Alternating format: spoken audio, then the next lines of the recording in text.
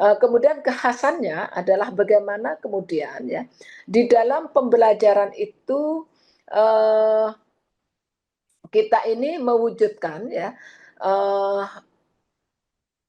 membentuk karakter mandiri, modern, dan beretika, itu sistem yang kami bangun ya. Dengan cara apa? Misalkan dikatakan sebagai membentuk modern ya. Diwujudkan dengan pelajaran yang memanfaatkan teknologi pada satu awalnya e-learning, kemudian sekarang sudah semuanya sudah menggunakan sistem dengan e-learning ya. Maka kemudian kami saat ini memang lebih kemudian bagaimana para mahasiswa kami, kemudian kami mencoba membuka kemudian dengan sistem kelas asing ya. Alhamdulillah kami sudah punya mahasiswa kelas asing, khusus kelas asing, dan kami saat ini sedang mempersiapkan sistem pembelajaran yang untuk internasional ya, dengan double degree. Dan kami dengan beberapa negara di luar ini sudah membangun MOU kerjasama yang kemudian insya Allah kita akan implementasikan di 2026.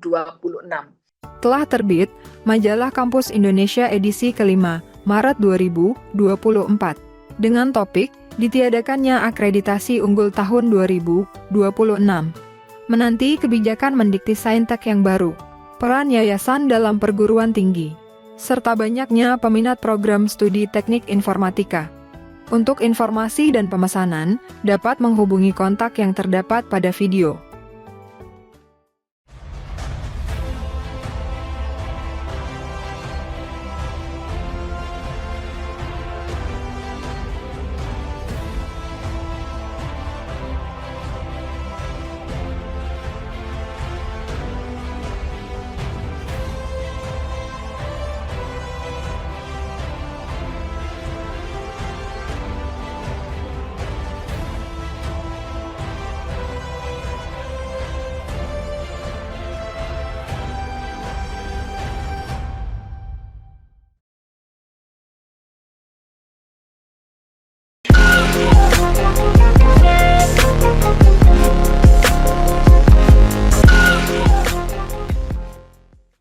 Assalamualaikum warahmatullahi wabarakatuh.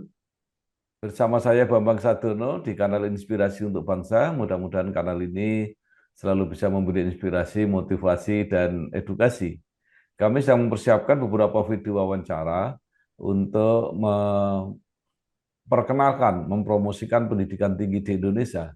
Menurut rencana wawancara ini selain akan kami tayangkan secara digital, juga akan kami muat di majalah Kampus Indonesia edisi April 2025.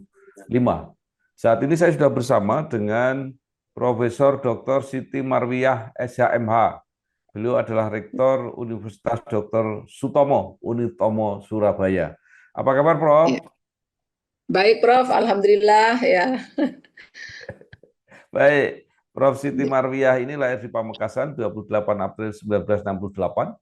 Menyelesaikan S1 dan S2 Hukum di Universitas Islam Indonesia Yogyakarta, kemudian S3 di Universitas Brawijaya, menjadi dosen Fakultas Hukum Unitomo sejak 1992, kemudian menjadi Dekan Fakultas Hukum, Wakil Rektor, dan saat ini menjadi Rektor sejak 2021. Nah, Prof, mungkin secara singkat bisa bercerita perjalanan karir sampai saat ini menjadi Rektor Unitomo. Silakan, Prof. Baik, Prof. Pak J, terima kasih. Alhamdulillah saya bekerja di Unitomo itu mulai tahun 92, tepatnya di bulan Agustus ya. Kemudian mengawali karir itu sebagai sekretaris LKBH awalnya di tahun 94 ya. Kemudian tahun 96 itu menjadi direktur LKBH-nya Unitomo ya.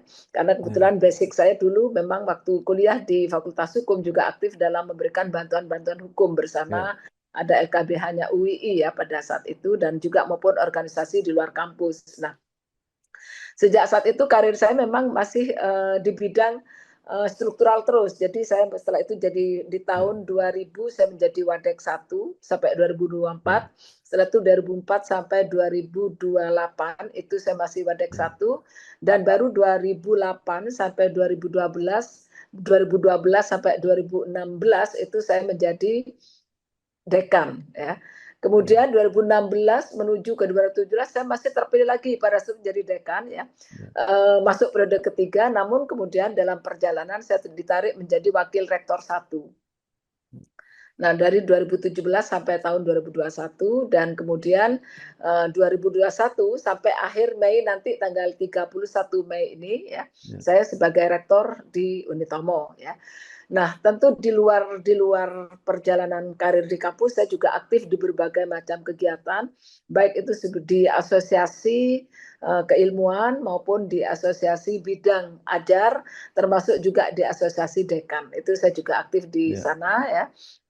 Kalau di asosiasi keilmuan itu misalkan di hukum acara Mahkamah Konstitusi, saya menjadi ketua DPD Jawa Timur, pernah menjadi ketua Pusat Kajian Konstitusi Jawa Timur, dan saat ini menjadi salah satu ketua di Asosiasi Pengajar Hukum Tata Negara dan HAM di pusat dan di Jawa Timur sebagai Dewan Pengarah. Ya. Baik,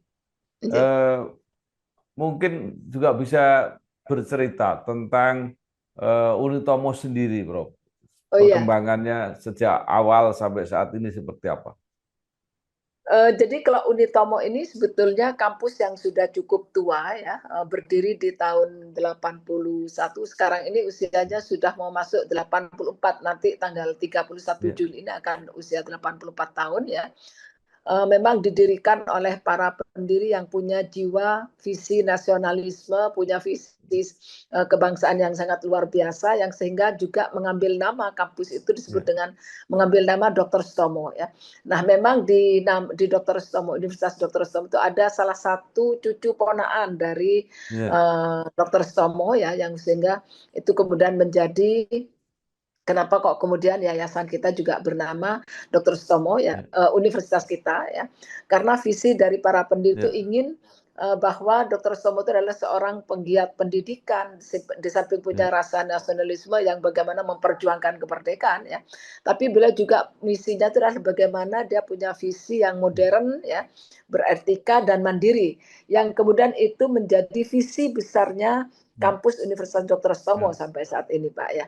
Nah, berdirinya sejak tahun 81 yang berawal hanya ada satu prodi pada saat itu dan sekarang kemudian berkembang sampai hari ini ya, menjadi 9 fakultas dan ada 28 prodi S1, S2 dan S3. S3-nya bidang prodi manajemen ya di Fakultas Ekonomi Bisnis, dan ada 6 prodi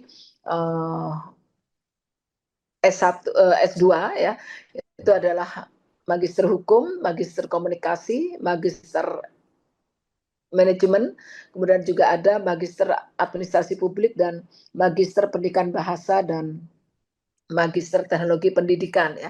Nah, 19-nya prodi itu ada di bawahnya fakultas-fakultas yang ada 19, ada 9 fakultas, ada beberapa nanti mungkin saya kirim aja untuk beberapa prodinya ya. Baik, terima kasih Prof. Kalau jumlah mahasiswa sampai sekarang mencapai berapa, Prof? Kami di student body itu saat ini 9.800 ya, 9.800. Nah, kami memang pernah, kalau ditanya bagaimana perkembangan itu, mau pernah mencapai kejayaan, Pak. Kami di tahun 2000-an sampai terakhir tahun 2002 itu kami pernah punya student body 16.000 mahasiswa ya. Sekali masuk itu bisa 4.000 dan tapi saat ini kami punya 9.000 ya. Kenapa kok kemudian kami turun? Memang awalnya di tahun 2002 sampai 2009 Unitomo ini konflik antara yayasan dengan rektorat ya. Pada itu kemudian ada konflik panjang sehingga mahasiswa hanya tinggal dari 16.000 turun menjadi 1.700 mahasiswa.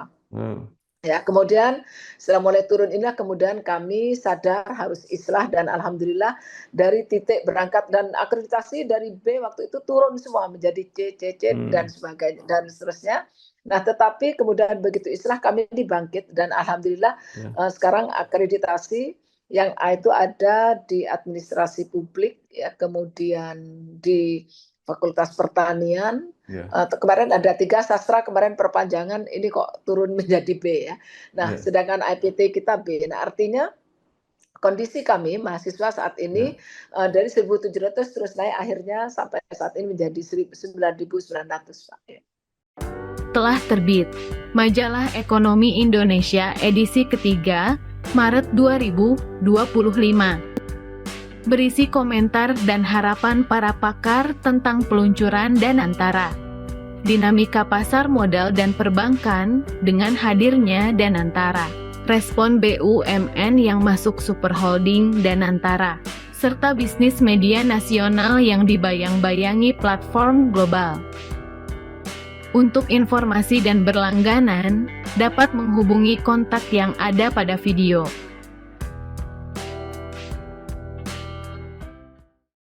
Ya, baik, ini luar biasa dinamikanya. Nah, Iya. Sebenarnya apa yang menjadi kekhasan atau kekhususan proses belajar mengajar di Unitomo ini, Bro? Kalau kami di kekhususan kami, sebetulnya kami mungkin ingin sedikit cerita bahwa pada tahun 2017 pada saat itu saya masih Warek 1, rektornya masih Bapak Bahrul Amik ya.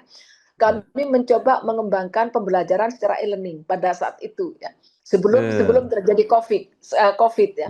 Nah, ketika terjadi pembelajaran e-learning, sistem pembelajaran secara e-learning ini kemudian mahasiswa kami cukup meningkat secara signifikan ya. Nah, kemudian ini terus berkembang, kami sudah terima mahasiswa yang kami kemudian membuka pembelajaran begini Pak, di samping yang reguler, kami membuka kelas namanya kelas profesional. Yang itu adalah para pekerja, bukan. Nah, sementara di kelas reguler itu ada kelas reguler pagi, ada kelas reguler malam ya. Yang itu kan reguler malam itu juga adalah untuk mereka yang bekerja. Kemudian yang reguler kemudian kelas profesi ini khusus mereka yang bekerja, tetapi mereka yang rata-rata ya secara benefitnya itu sudah lebih tinggi sehingga harganya berbeda. Tapi ini mencapai kami hampir 1.000 setiap menerima mahasiswa pada saat itu ya. Kemudian setelah itu masuk COVID, nah sudah. Jadi program ini akhirnya menjadi kurang menarik karena semua pembelajaran sudah bisa dilakukan secara e-learning. Nah, kemudian kekhasannya adalah bagaimana kemudian ya di dalam pembelajaran itu kita ini mewujudkan ya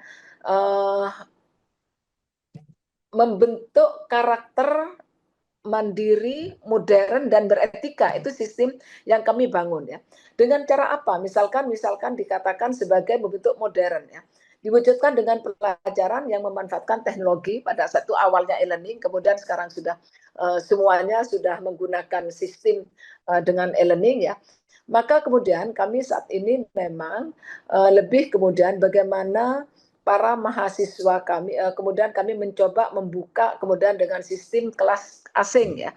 Alhamdulillah kami sudah punya mahasiswa kelas asing, khusus kelas asing, dan kami saat ini sedang mempersiapkan sistem pembelajaran yang untuk internasional ya, dengan double degree. Nah, kami dengan beberapa negara di luar ini sudah membangun MOU kerjasama yang kemudian insya Allah kita akan implementasikan di 2026. Kami sedang mempersiapkan itu ya. Nah, itu yang kemudian kita katakan kekhasan dari kita ya. Jadi dikatakan modern ya. Kemudian juga dikatakan mandiri, diwujudkan dalam pembelajaran itu yaitu mewujudkan sistem pembelajaran dengan kewirausahaan ya yang menjadi mata kuliah wajib. Jadi kami punya mata kuliah wajib kewirausahaan. Kemudian ada unitnya ya, jadi kami punya kepala departemen kewirausahaan yang kemudian mengurusi anak-anak mahasiswa yang ada di MKU itu kami berikan, maka kemudian ini dilatih dan alhamdulillah sekarang sudah ada yang mereka sudah melakukan banyak yang sudah sukses, alhamdulillah. Kemudian mereka melakukan punya usaha sendiri ya, kemudian membiayai pembelajaran, membiayai dirinya sendiri dan bahkan bisa menarik teman-temannya. Nah, ini alhamdulillah sudah ada dari produk ini ya. Jadi teman-teman di Departemen Kewirausahaan ini mencoba menangkap anak yang punya bakat. Memang kami punya kesulitan ini Pak, ketika ada mahasiswa punya bakat ya, untuk berwirausaha, ternyata kami ada hambatan di orang tua. Ketika anak misalkan senang berdesain, misalkan ingin melakukan kegiatan berjualan ini, membuat ini, orang tua kamu fokus belajar saja, tidak usah melakukan. Nah, ini hambatan kami. Untuk apa kamu ditugaskan belajar kok mau jualan? Nah, kayak gitu ya. Jadi pemahaman orang tua yang belum paham tentang bahwa dunia untuk kewirausahaan adalah bagian salah satu strategi untuk memajukan, dan alhamdulillah kami ternyata ada sekian mahasiswa yang sudah melakukan menjadi startup ya dari beberapa kegiatan dan sering datang ke kampus memberikan bimbingan kepada adik-adiknya. Nah, ini salah satu dari bagaimana mewujudkan kami sebagai visi kami adalah mandiri, ya modern, ya kemudian beretika ini. Nah, yang mandirinya itu adalah bagaimana mewujudkan kegiatan kewirausahaan ya. Kemudian untuk bidang etika ya, ini kami wujudkan dalam mata kuliah pendidikan. Kami membentuk ada mata kuliah wajib, itu mata kuliah anti korupsi, kemudian membentuk ada mata kuliah juga karakter peduli sesama, itu dalam bentuk ini mata kuliah kebencanaan lingkungan ya. Ini kami ada, dan itu insya Allah di Jawa Timur hanya Unitomo, kecuali di sekolah pasca UNER itu kayaknya sudah ada di S2-nya, tapi S1-nya baru ada di kami. Dan kemudian kami punya pusat studi bencana lingkungan ya, sehingga apa, kami banyak terlibat ya. Jadi kami dengan pemerintah Kota Batu, dengan Sidoarjo, Surabaya, mahasiswa kami itu banyak terjun. Bagaimana misalkan ketika ada hal-hal yang terkait dengan bencana itu banyak turun ke sana mahasiswa kami ya. Kemudian kami sering melakukan kerjasama dengan BPD ya, baik itu di provinsi, kemudian di beberapa daerah. Nah, kami berpotensi melakukan kegiatan yang sifatnya ke sana ya. Kemudian juga kami mencoba melakukan kegiatan-kegiatan penelitian bersama mahasiswa ya, yang sifatnya itu adalah bagaimana menciptakan sebuah karya itu yang kemudian hasilnya mandiri dan itu berhasil ya. Jadi mahasiswa kami akhirnya direkrut misalkan ya di daerah Sidoarjo, kemudian di situ kami kebetulan ketua penelitiannya itu saya, kebetulan kemarin melakukan penelitian bagaimana entrepreneurship terhadap meningkatkan potensi wilayah menjadi kegiatan wisata ya. Kemudian kami punya partner yang kemudian mahasiswa kami diajak, udah kamu ikut membantu saya di sini. Nah, inilah yang kemudian untuk mengembangkan IT-nya, kemudian untuk medsosnya. Nah, karena kami punya mahasiswa Fakultas Ilmu Komunikasi yang kemudian mampu membuat sebuah media-media untuk mempromosikan sesuatu, maka ini kemudian menjadi daya tarik ya. Untuk kemudian misalkan contohnya di daerah Sambibulu misalkan, ini kemudian mahasiswa kami yang diambil kemarin dari tim saya melakukan sebuah kegiatan pengabdian masyarakat ya. Ini saya kira Pak. Kemudian kami juga punya komisi etik ya. Komisi etik ini terkait dengan etika, bahwa yang tentu komisi etik menangani persoalan-persoalan yang terkait dengan pelanggaran etika yang dilakukan oleh dosen, kemudian juga mungkin oleh mahasiswa, dan ini juga sudah ada beberapa yang kemudian kami proses ya, baik itu dosen, misalkan kalau dosen kok melakukan ada sesuatu kemudian ada laporan, kamu ketidaklanjuti, ada tim yang bekerja ya.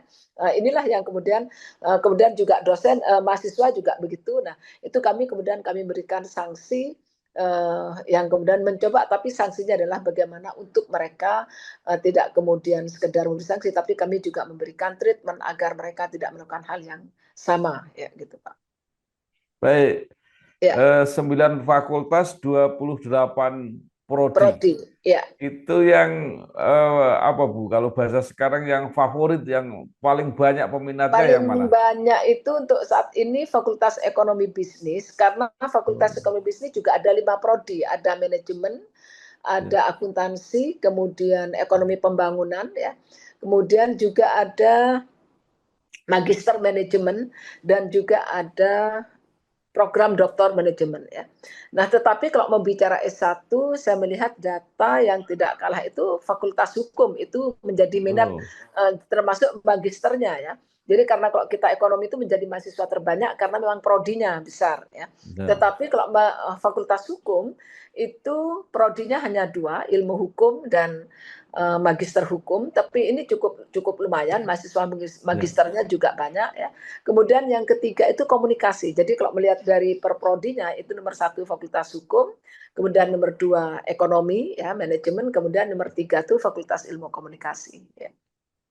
Ya. Unitomo sudah termasuk perguruan tinggi yang lama, yang tua. Ya. Ya. Bagaimana dengan para alumninya, Prof?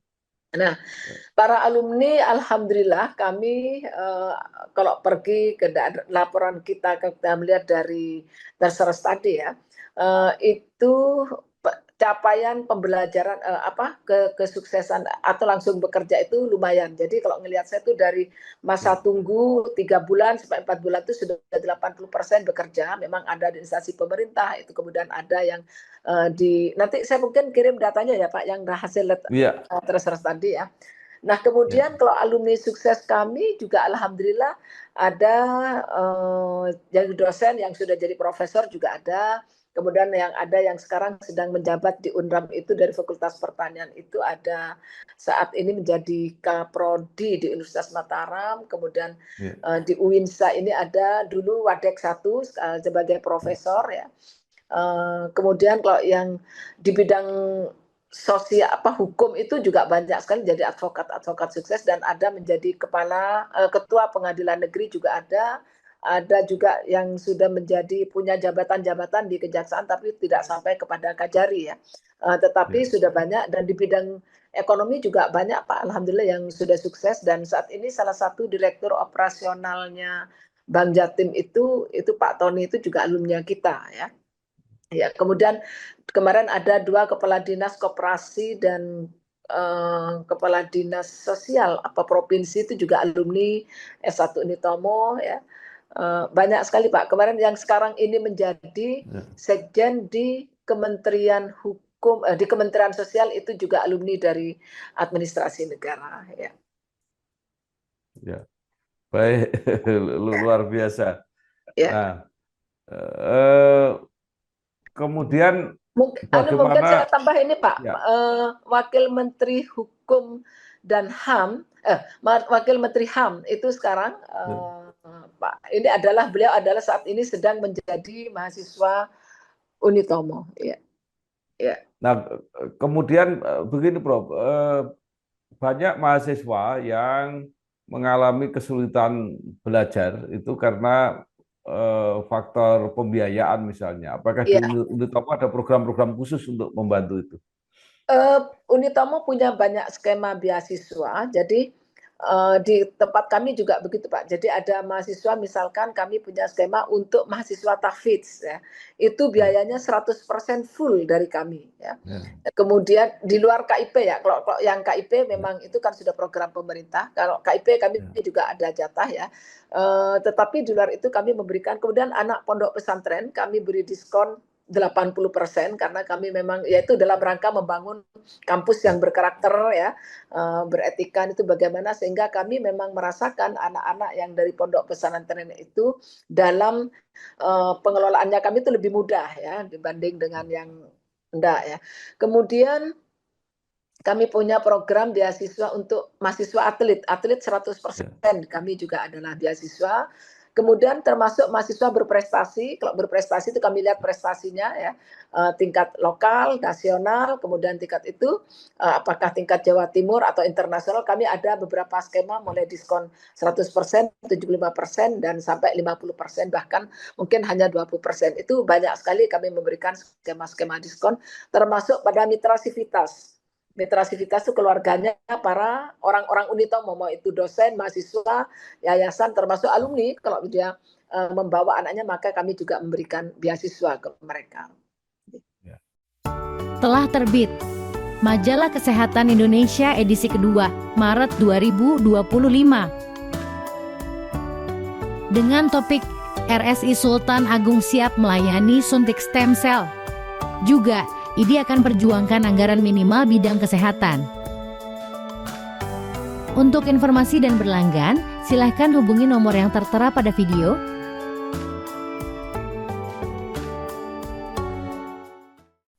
Ya, baik Prof. Unitomo punya pengalaman yang sangat luar biasa. Banyak perguruan tinggi swasta yang lain mempunyai pengalaman juga semacam itu, ada konflik di yayasan, kemudian berdampak terhadap perguruan tinggi, tapi Unitomo pernah mengalami yang kelihatannya cukup luar biasa sehingga dropnya sampai tinggal 10%-an tadi ya, Iya, dari betul. 16 ribu jadi itu. Nah, tetapi yang menarik adalah kemudian bisa bangkit kembali. Nah, ini yang mungkin akan bermanfaat sebagai pelajaran untuk yang lain. Mungkin bisa Iya, diceritakan boleh. bagaimana Ini ini resepnya. ini sangat menarik dan saya karena termasuk pelaku pada saat itu. Jadi pada Ya, saat itu saya masih sebagai Wadek satu ya. Kemudian ketika terjadi konflik antara rektor dengan yayasan, sehingga kampus kami ini terbelah Pak. Ya. Terbelah hmm, ada kampus barat dan kampus timur. Nah kampus timur ke tempat yang saya di bawah rektor, saya termasuk ada di bawah barisan rektor Profesor Santoso pada saat itu. Sementara di sebelah kiri itu adalah orang-orang yayasan ya yang kemudian ada pergantian menjadi Profesor Edi Yunus ya. Nah, ketika terjadi konflik ini kemudian ya setelah sama-sama hancur, jadi dalam setiap kasus itu selama 9 tahun nanti kubunya Prof Santoso menang, sana kalah. Nanti kubu Prof Edi kata terus begitu akhirnya kami ini bertemu ya, berdamai yang kemudian waktu itu diinisiasi oleh Pak Ulul selaku Ulul Albab selaku rektor ya. Yang menggantikan Prof Santoso, kemudian kami ketemu dengan tim untuk menyatakan kita ini capek ya, kemudian akan habis semua ini kalau enggak menyadari seperti itu, maka kemudian ketua LLDT 7 pada saat itu saya lupa namanya, itu kemudian mereka memfasilitasi, kemudian dileburlah lagi, karena apa? Yang semua ya, data dikti itu ada di kami, ada di kubunya Prof Santoso. Sementara di yayasan ini tidak, data-data mahasiswanya tidak bisa upload ke dikti ya, ke PDPT pada saat itu ya. Maka kemudian setelah dinyatakan islah, pas tanggal 17 Ramadan ya, istilahnya itu ya, maka kemudian kami bersatu semua ya, menyadari bahwa kita ini hanya bisa kuat kalau kita satu, dan karena memang ya, lucunya Prof, Pak, perpecahan ini bisa antar suami istri juga ikut pecah karena di Unitomo banyak suami istri, banyak saudara, banyak sepupu. ya, Jadi ya, itulah. Nah, begitu kita satu itu kemudian kita berangkulan semua, suami istri jadi utuh kembali, persaudaraan ya, jadi utuh kembali, dan akhirnya kami membangun komitmen ya. Apalagi kemudian dari LLDT semua produk yang dilahirkan oleh kubu yayasan pada atau kubu gedung H istilahnya ya, itu kan tidak ada yang ada datanya, tidak ada yang di PD ya, Dikti ya pada saat itu, karena yang menguasai IT-nya di kami ya. Maka kemudian semuanya diakui, maka pada saat itu kemudian dibuatlah sejarah wisuda pertama kali. Ini yang menarik dan ya, itu mungkin menurut saya tidak ya, ada di kampus lainnya. Wisuda pada tahun 2010 ya, setelah kami islah hmm, pada tahun 2010, kemudian dari dua kubu itu tampil semua pejabat. Jadi ada dua rektor, ada dua dekan. Jadi ya, 8 fakultas pada saat itu belum ada Fikes ya. Itu semuanya dekannya dua. Jadi dari kubu A, kubu barat, kubu timur tuh rektornya dua, kubu ini semuanya itu ya, dekan fakultas hukum dua, teknik dua, semuanya ada 8 fakultas ada dua. Dan setelah itu kemudian terjadi pergantian rektor yang kemudian saling diambil semua. Jadi kita misalkan rektornya dari kubu timur ya, maka wareknya diambil dari kubu barat. Terus begitu, di dekannya juga begitu, dekan dibagi 4 dekan dari kubu timur, 4 dekan kubu barat. Nah, wadeknya dikomposisikan juga, satu kalau dari ya, dekannya kubu timur, maka ya, wadeknya kubu barat. Nah, kubu barat, nah ya, begitu. Nah, itu kemudian, dan karena memang kami dasarnya adalah memang sudah kekeluargaannya kuat, hanya terpisah, kami cepat pulih dan cepat up, dan ya, alhamdulillah saya itu akreditasi yang semula C langsung naik BBB, bahkan ada yang ke A. ya, Bahkan kami ya, kemudian melahirkan prodi-prodi baru. Jadi pada saat islah di tahun 2019, di tahun 2009 itu kami baru punya 9 prodi. Nah, namun ya, setelah islah ini kemudian sekarang sudah berkembang menjadi 9 prodi, bertambah. Insya Allah nanti Fakultas Hukum kami sudah ya, tinggal menunggu asesmen lapangan, ini sudah juga menyiapkan S3-nya di Fakultas Hukum. Ya, ya. Baik, Prof. Untuk pelajaran, ya. sebenarnya penyebab konflik itu apa yang utama? Yang penyebab dua hal menurut saya. Satu Ya. kewenangan, satu keuangan itu. Ya, jadi Hmm, penyebabnya pada saat itu di Unitomo, yayasan rektor itu tidak berikan ya, kewenangan. Jadi misalkan rektor punya anggaran, kan ada anggaran pendapatan belanja Unitomo. hmm, Rektor dia ya, berikan anggaran misalkan sekian M untuk dana operasional ya, rektor. Nah, tapi dia tidak diberikan kewenangan untuk memegang uang. Jadi misalkan mau ngajukan gaji, ngajukan. Nanti hmm, ada listrik mati, ngajukan. Ada apa rusak, ngajukan. Itu kan menjadi lama ya. Nah, kemudian Ya. pengelolaan itu semua diatur oleh yayasan. Kamu hanya boleh menggunakan, tapi tidak incas langsung. Nah, kemudian setelah itulah yang kemudian mulai bibit-bibit, kemudian timbulnya perpecahan. Sehingga kok yayasan terlalu kuat. Nah, Prof. Santoso kemudian didesak oleh Senat, oleh orang-orang pimpinan-pimpinan di universitas, ayo kita harus berubah ini. Nah, terjadi perbedaan itulah. Jadi kuncinya pada kewenangan dan uang, tentunya dalam penguasaan uang ya. Nah, ini yang saya kira harus menjadi perhatian pada kampus-kampus PTS lain, yang terutama yang di bawah yayasan. Nah, alhamdulillah setelah perubahan ini kemudian kami sudah berubah. Jadi kalau memang universitas itu diberikan anggaran, misalkan dari anggaran universitas kita dikasih 40M, maka 40M itu sudah ada dalam penguasaan rektor. Rektor silahkan menggunakan yang dipertanggungjawabkan, tapi memang ada anggaran pembelanjaan yang kemudian kita hitung untuk pembangunan sekian, untuk pembelajaran sekian, dan untuk sarana prasarana sekian, maka kita rektor sudah bebas menggunakan. Tidak lagi setiap ini mau memperbaiki tampak halaman depan mau seperti apa, kita tidak perlu lagi ngajukan, ya sudah tinggal mengajukan pencairannya tanpa perlu persetujuan lagi gitu ya. Dan alhamdulillah sekarang menjadi harmonis karena kami sekarang ini antara rektor dengan yayasan alhamdulillah sudah menjadi satu, bahkan untuk menghindari terjadinya birokrasi yang lama atau naik surat ke yayasan, kami setiap rapat langsung duduk bersama antara rektorat dengan yayasan. Itu sekarang yayasan di bawah kepemimpinan Bapak Bahrul Almik selaku ketua pengurus ya, kemudian Prof Edi sebagai pembina. Itu sekarang kami kalau membuat kebijakan apapun, universitas punya keinginan apa dirapatkan dalam yayasan bersama, yayasan punya program apa yang harus dilakukan, kami duduk bersama dan langsung dijalankan. Sekarang sehingga kami banter Pak ya sekarang. Ya, baik. Itu ada perubahan pengurus yayasan yang lama atau tetap sebenarnya pengurus yayasannya tetap sama? Ada perubahan kepengurusan dari yang lama ya, tapi kemudian diisi yang baru, tapi yang lama masih ada juga. Nah, pada saat itu yang masih aktif, karena dalam perjalanan konflik 9 tahun itu ada yang meninggal, di perjalanan itu ada 3 kayak yang meninggal, maka kemudian sisanya diisi oleh orang baru juga, tetapi masih orang-orang yang selama ini sama-sama berjuang untuk memperjuangkan Unitomo, baik yang ada di kubu barat maupun ada yang di kubu timur ya. Ya, baik, luar biasa. Nah, terakhir Prof, mungkin ke depan setelah banyak belajar dari pengalaman itu, apa yang akan dilakukan atau apa yang diprogramkan? Ya, tentu kami yang pertama bahwa setiap program menjaga harmonisasi dengan yayasan tetap kami jaga, itu penting ya, karena sehebat apapun program universitas kalau kita tidak harmonis maka pasti tidak jalan ya. Yang ada pasti seperti kasus yang pada tahun 2002 sampai 2009.